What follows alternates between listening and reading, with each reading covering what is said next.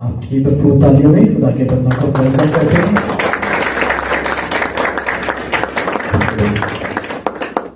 खुदावंद यीशु मसीह के जिंदा कदूस बाबरकत नाम में आप सबको सलाम और ये सारी इज्जत, ये सारी तालियां खुदावंद यीशु मसीह के चरणों के लिए। आमीन। आइए हम खुदावंद के मुकद्दस कलाम में से एक हवाले पर गौर करते हैं। मत्ती रसूल की मार्फत लिखा गया अंजीली बयान।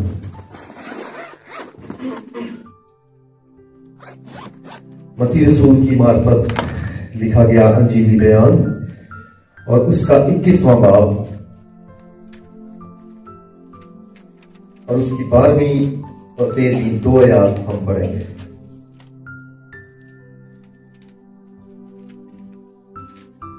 मत्ती रसूल की मार्फत लिखी गई अंजील, उसका 21वां बाब और उसकी 12वीं और 13वीं 2 आयत हैं जो हम खुदावंद के मुकद्दस कलाम में से तलावत करेंगे। खुदावंद के मुकद्दस कलाम में यूं लिखा है, और यीशु ने खुदा की हैकल में दाखिल होकर उन सबको निकाल दिया जो हैकल में खरीदो फरोख्त कर रहे थे, और सराफों के तख्ते और कबूतर फरोशों की चौकियां उलट दी और उनसे कहा, लिखा है कि मेरा घर दुआ का घर कहलाएगा, मगर तुम उसे डाकुओं की खो बनाते हो। खुदावंद के मुकद्दस कलाम का पढ़ा और सुना जाना हम सब के लिए बाइस से बरकत हो। बैठिए, तशरीफ रखिए। खुदावंद आप सबको बरकत दे। इस इज्जत के हिफ्ज़ जो आपने खुदा के कलाम की कि आप अपने कदमों पर खड़े रहे, खुदावंद आपको बरकत बख्शे।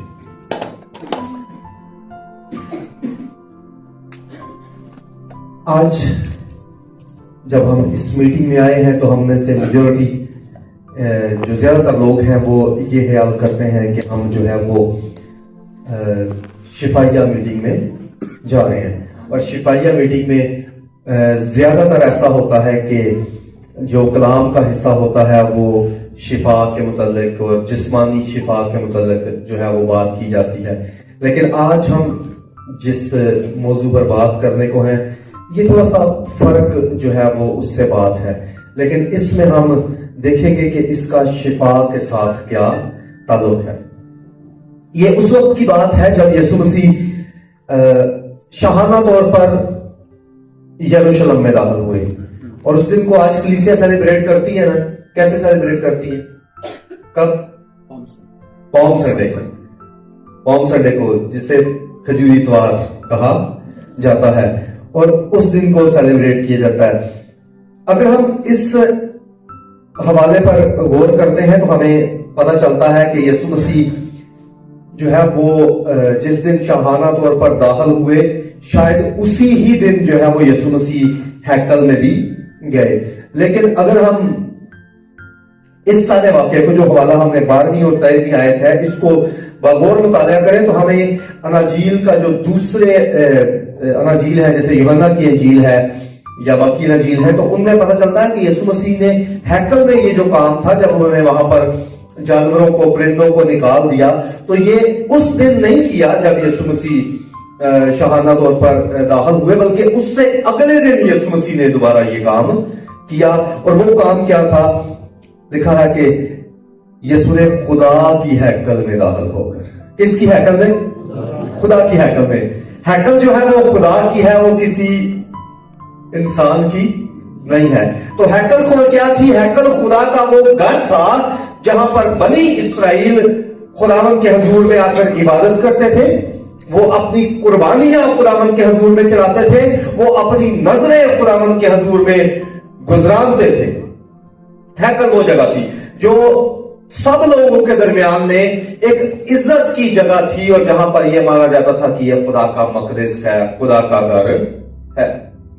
और हैकल में जो है वो मौजूद ऐसी चीजें, जैसे उसमें अहद का संदूक था, वहां पर कुर्बानगाह थी, वहां पर वो पीतल का हौज जो मूसा ने बनाया था वो था। लेकिन इसके साथ साथ ये बयान करता चलूं कि जब यीशु मसीह जिस्मानी तौर पर इस दुनिया में मौजूद थे, तो उस वक्त जो हैकल थी उसमें उस वक्त जो है वो वहां पर अहद का संदूक वहां पर मौजूद नहीं था, क्योंकि वो जब बाबल के बादशाह ने, नबूकदनजर ने حملہ کیا تو اس سے پہلے جو ہے وہ نبی نے اور بادشاہ نے مل کر اسے کہیں چھپا دیا تھا، جو دوبارہ اس وقت اسرائیل کے وہاں پر آ جانے کے بعد بھی ملا نہیں۔ تو وہ اس وقت جب یسوع مسیح اس ہیکل میں آئے، اس وقت عہد کا صندوق وہاں پر موجود نہیں تھا۔ یہ ایک تاریخی طور پر بات ہے، لیکن خدا کی حضوری وہاں پر تھی۔ اور ایسا ہے کہ جب یسوع مسیح ہیکل میں داخل ہوا تو اس نے ان سب کو نکال دیا جو خرید و فروخت کر رہے تھے۔ خرید و فروخت کن چیزوں کی ہو رہی تھی؟ جانوروں کی اور پرندوں کی خرید و فروخت ہو رہی تھی۔ اور یہ کیوں ہو رہی تھی؟ کیونکہ ہیکل میں قربانیوں کے لیے جو ہے وہ پرندے اور جانور جو ہے وہ ضروری تھے، جن کی قربانیاں خدا کے حضور میں وہاں پر چڑھائی جاتی تھیں۔ تو وہ چونکہ باہر بازار سے بھی یا مارکیٹ سے، منڈی سے لوگ لاتے تھے، تو ایک وقت آیا کہ اس دور میں کاہنوں نے ہیکل کے اندر ہی جو ہے وہ یہ سارے سٹال لگوا دیے۔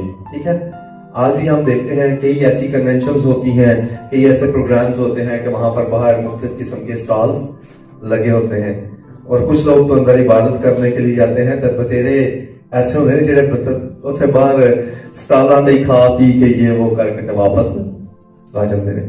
تو وہاں پر بھی کچھ ایسی ہی کنڈیشن تھی، وہاں پر سٹال تھے پرندوں کے، جانوروں کے، اور ان میں خرید و فروخت ہو رہی تھی۔ اور آگے لکھا ہے کہ صرافوں کے تختے اور کبوتر فروشوں کی چوکیاں الٹ دی۔ صرافہ کون تھے؟ آج جب ہم یہاں پر اسپیشلی پنڈی اسلام آباد کے لوگوں سے بات کریں کہ صرافہ کن کو ہے کہا جاتا ہے، تو پہلا دھیان کدھر جاتا ہے؟ جولرز کی شاپ پر، کیونکہ ہمارے پنڈی میں صرافہ بازار ہے جہاں پر سنیارے زیادہ بیٹھے ہیں، جولرز بیٹھے ہیں جہاں پہ۔ لیکن صرافہ جو ہے وہ جولر جو ہوتے ہیں ان کو نہیں کہا جاتا، یہ منی چینجر کو کہا جاتا ہے، جن کے پاس جو ہے وہ منی چینج کروائی جاتی ہے۔ اور ابھی ہم یہ سوچیں گے کہ وہاں پر منی چینجرز کا کیا کام تھا؟ تو منی چینجر کا یہ کام تھا وہاں پر کہ ہیکل کے اندر ایک سکہ رائج تھا جو صرف ہیکل کے اندر یوز ہوتا تھا، وہ باہر یوز نہیں ہوتا تھا۔ باہر جو حکومتی سکہ چلتا تھا اس پر حکومت وقت کی تصویر بنی ہوتی تھی، ان کی چھاپ ہوتی تھی۔ تو خدا نے کہا تھا خروج کی کتاب میں اور پھر استثنا میں کہ تو اپنے لیے کوئی تراشی ہوئی صورت مورت نہ بنانا۔ تو باہر جو تھا اس دور میں کیا تھا کہ روم کا سکہ رائج تھا، کیسر روم کی اس پر تصویر، روم کا جو بادشاہ تھا اسے کیسر کہا جاتا تھا۔ کیسر روم جو تھا اس پہ تصویر جو ہے وہ ہوتی تھی۔ آج ہمارے ملک میں سکے پر کس کی تصویر ہوتی ہے؟ قائد اعظم کی۔ ٹھیک ہے، اس وقت جو تھا وہ کیسر روم کی تصویر جو ہے وہ سکے پر ہوتی تھی۔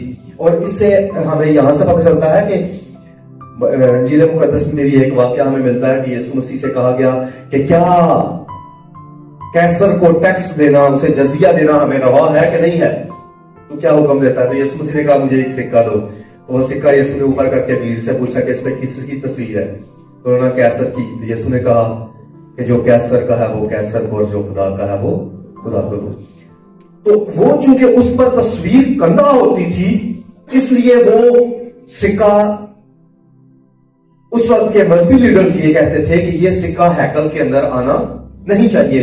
تو وہاں پر ایک سکہ استعمال ہوتا تھا، جیسے آج ہمارے پاس سکے ہیں نا، آج ابھی تو 1 روپیہ 2 روپیہ 5 روپے اس طرح۔ تو آج سے کچھ پیچھے چلے جائیں تو 5 پیسے کا، 5 پیسے، 10 پیسے، آنا، ٹیڈی پیسہ، مختلف سکے ہوتے تھے۔ اس وقت ایک جو سکہ ہیکل کے اندر یوز ہوتا تھا اسے کہتے تھے مقدس مسکال۔ مسکال ایک سکہ تھا، اسے کہتے تھے مقدس مسکال، اور اس کی ایک خاص قیمت ٹھہرائی جاتی تھی کہ یہ ایک مسکال ہے، اور وہ دونوں طرف سے پلین ہوتی تھی، اس پر کوئی صورت گندہ نہیں ہوتی تھی۔ تو وہ ہیکل کے اندر بھی استعمال ہوتا تھا، وہ صرافوں کے پاس کاہنوں کی طرف سے دیا جاتا تھا۔ اور کیا ہوتا تھا کہ وہ صرافوں کے پاس ہوتا تھا، صرافے جو ہے وہ اسے اپنے پاس رکھتے تھے۔ جب باہر سے لوگ آتے تھے تو وہ اپنے پیسے صرافوں کو دے کر اور کرتے کیا تھے، ان سے وہ مقدس مسکال لیتے تھے، اور جب اندر عبادت کے لیے جاتے تھے تو جب وہاں پر ہدیہ ڈالتے تھے تو اس وقت وہ مقدس مسکال ڈالتے تھے، اور پھر وہ وہاں سے جب کاہنوں کو ضرورت ہوتی تھی تو وہ باہر لاتے تھے اور وہ صرافوں کو دیتے تھے، اور ان سے دوسرے پیسے لے کر ان سے جو باہر ہیکل کے باہر بار جو خرید و فروخت تھی، جو بھی اشیاء ہیکل کے لیے انہیں چاہیے ہوتی تھی، وہ باہر سے اسی پھر حکومتیں کی جو سکہ ہوتا تھا اس سے خرید لیتے تھے. تو اس لیے وہ جو سکہ تھا وہ اندر اندر استعمال ہوتا تھا. اس لیے وہاں پر صرافوں کے تختے تھے، منی چینجرز کے. تو ان کو بھی یسوع مسیح نے الٹ دیا، اور فروشوں جو کبوتر فروش تھے ان کی چوکیاں الٹ دی. کیوں الٹ دی؟ آگے لکھا ان سے لکھا ہے کہ میرا گھر دعا کا گھر کہلائے گا، مگر تم اسے ڈاکوؤں کی کھو بناتے ہو. کیوں یسوع مسیح نے الفاظ کہے؟ پرانے عہد نامے میں یسایہ کی کتاب میں یہ الفاظ ہے، اور وہاں پر لکھا ہے کہ میرا گھر سب لوگوں کے لیے دعا کا گھر کہلائے گا، کسی ایک کے لیے نہیں بلکہ سب کے لیے. اگر جن لوگوں کے پاس بائبل ہے تو وہ بالکل اگر بیک پہ چلے جائیں تو یہاں پہ ہیکل کا نقشہ آپ کو ملے گا آپ کی بائبل کے پیچھے. یہ جی یہ بیٹا یہ جو بلو والا جی یہ ہیکل کا نقشہ ہے. ابھی اس میں دیکھیں کہ یہاں پر آپ کو بالکل ایک طرف لکھا ہوا ملے گا خواتین کا احاطہ. جو خواتین تھیں وہ یہاں پر بیٹھ کر عبادت کرتی تھی. اس سے آگے چھوٹی سی جگہ بنی ہے لمبی جس پہ لکھا ہے مذبح. یہ مذبح ہوتا تھا جہاں پر قربانیاں گزرانی جاتی تھیں. اور پھر درمیان میں لکھا ہے پاک مکان. تو یہ وہ پاک مکان ہوتا تھا جہاں پر عہد کا صندوق یا پھر شمعدان یا نظر کی میز کی روٹیاں ہوتی تھی. ان کے دونوں سائڈوں پر ہے کاہنوں کا احاطہ. تو کاہن جو تھے وہ یہاں پر ہوتے تھے. اور بنی اسرائیل کا احاطہ جہاں پر دونوں طرف لکھا ہوا ہے وہاں پر جو مرد حضرات تھے وہ وہاں پر بیٹھ کر عبادت کرتے تھے. اور جو اس سے آگے چلے جائیں تھوڑا اور باہر تو وہاں پر لکھا ہے غیر اقوام کا احاطہ. دونوں طرف آپ کو نظر آئے گا. یہ جو غیر اقوام کا احاطہ ہے، غیر اقوام کو خداوند نے اپنے حضور سے بالکل نکال نہیں دیا تھا. اس نے کہا کہ اگر کوئی غیر قوم میں سے بھی مجھے قبول کرے، مجھے اپنا خداوند خدا مانے، وہ جو بتوں کی عبادت کرتے ہیں، وہ جو اور معبودوں کو مانتے ہیں، اگر وہ بھی میرے نام لیوا ہونا چاہیں تو وہ جب آ جائیں تو ان کے لیے یہ حد مقرر ہے کہ وہ اس جگہ پر رہ کر اس گھر کے اس حصے میں آ کر میرے حضور میں دعا، التجا، مناجات، عبادت میں شرکت کر سکتے ہیں. ٹھیک ہے. تو یہ جو غیر اقوام کا احاطہ تھا، یہاں پر کیا کیا گیا تھا؟ یہاں پر اس وقت کے یہودی جو لیڈرز تھے، جو علماء تھے، انہوں نے غیر اقوام کا جو احاطہ تھا یہاں پر کیا کیا تھا؟ سٹال لگوا دیے تھے. جانوروں کے، کبوتر فروشوں کے، صرافہ کے جتنے سٹال تھے وہ یہاں پر ہیں. ابھی غیر اقوام کے لیے راستہ بالکل بند ہو گیا. اندر وہ جا نہیں سکتے کیونکہ خدا کی طرف سے اجازت نہیں ہے. جہاں پر انہیں جانے کی اجازت ہے وہاں پر وہ آ نہیں پا رہے کیونکہ مذہبی لیڈرز نے ان کے لیے راستہ بند کر دیا ہے. تو یقین مانے اسی کہنے ہیں نا کئی دفعہ بائبل میں ایسے الفاظ نہیں ہیں، لیکن کئی دفعہ اپنے الفاظ سے کہنے ہیں کہ بنی اسرائیل خدا دی لاڈلی قوم سی. خدا دی لاڈلی قوم سی. یاد رکھیں کہ اس جگہ پر آ کر جب کلام سے ہٹ کر بات کی جا رہی ہے تو یسوع مسیح لاڈلی قوم نہ نہیں کھلوتا بلکہ غیر قوموں کے حق کے لیے کھڑا ہے وہاں پر. اور اس نے کیا کیا؟ رسی کا کوڑا بنایا، اور جو جگہ انہوں نے غیر قوموں کی ان کے آنے کے لیے بند کر دی تھی، یسوع مسیح نے کوڑا لیا اور ان جانوروں کو وہاں سے نکال دیا، اور وہ غیر قوموں کے حق کے لیے اپنی اس چنیدہ قوم کے سامنے کھڑا ہو گیا. ہے نا مزے کی بات؟ اسی کہنے ہیں لاڈلی قوم وہ اپنی قوم کے سامنے کھڑا ہو گیا کہ نہیں تسی غیر قوم دا حق ختم کر. میرے پاس آنے کا جو ان کا ایک راستہ ہے وہ تم لوگوں نے بند کر دیا ہے. اس لیے یسوع مسیح نے کہتا ہے کہ یہ لکھا ہے کہ سب قوموں کی دعا، سب لوگوں کے لیے، سب قوموں کے لیے دعا کا گھر کہلائے گا، لیکن تم نے کیا کر دیا؟ اس راستے کو بند کر دیا. آج ہم اس سے کیا سیکھتے ہیں؟ اس وقت اسرائیل کو چنا گیا تھا، آج مجھے اور آپ کو چنا گیا. اس وقت وہاں پر لکھا ہے یسوع نے خدا کی ہیکل میں داخل ہو کر، یسوع نے کہاں داخل ہو کر؟ خدا کی ہیکل میں. خدا کی ہیکل میں جب یسوع مسیح داخل ہوا ہے تو پھر اس نے وہاں پر ایسی چیزوں کو جن کا وہاں پر ہونا مناسب نہیں تھا انہیں وہاں سے نکال دیا. انہیں وہاں سے نکال دیا جن کا وہاں پر ہونا مناسب نہیں تھا. یسوع ہیکل میں ہے تو اس نے ان چیزوں کو باہر کر دیا. آج ہیکل کیا ہے؟ ہیکل کہاں پہ ہے؟ ہاں جی سوری، خدا ان کی کلام میں لکھا ہے پہلا کرنتھیوں 3 باب اور اس کی 16 آیت میں لکھا ہے کیا تم نہیں جانتے کہ تم خدا کا مقدس ہو؟ میں اور آپ جتنے ایماندار ہیں وہ کیا ہے؟ خدا کا مقدس ہے، خدا کی ہیکل ہے. آج روح کی صورت میں ہمارے اندر موجود ہے. اس نے یسوع مسیح نے کہا اب میں تمہارے ساتھ ہوں کہ تمہارے اندر ہوں گا. ٹھیک ہے، آج وہ ہمارے ساتھ ہے، وہ ہمارے اندر ہے، وہ ہمارے اندر ہے، وہ ہیکل میں موجود ہے. اس وقت وہ ہیکل میں آیا تو اس نے وہ چیزیں جو ان کا وہاں پر ہونا مناسب نہیں تھا انہیں باہر نکال دیا. آج ہم یسوع کو بھی ہیکل میں رکھنا چاہتے ہیں اور ایسی چیزوں کو بھی ہیکل میں رکھنا چاہتے ہیں جن کا یہاں پر ہونا مناسب نہیں ہے. کیا وہ یسوع مسیح اس بات سے خوش ہوگا؟ ہم یسوع کو بھی اندر رکھنا چاہتے ہیں، جھوٹ کو بھی اندر رکھنا چاہتے ہیں. ہم یسوع کو بھی اندر رکھنا چاہتے ہیں، ہم لالچ کو بھی اندر رکھنا چاہتے ہیں. ہم یسوع کو بھی اندر رکھنا چاہتے ہیں، ہم بری نگاہوں کو بھی اندر ہی رکھنا چاہتے ہیں. ہم یسوع کو بھی اندر رکھنا چاہتے ہیں، ہم بد کرداری کو بھی اندر رکھنا چاہتے ہیں.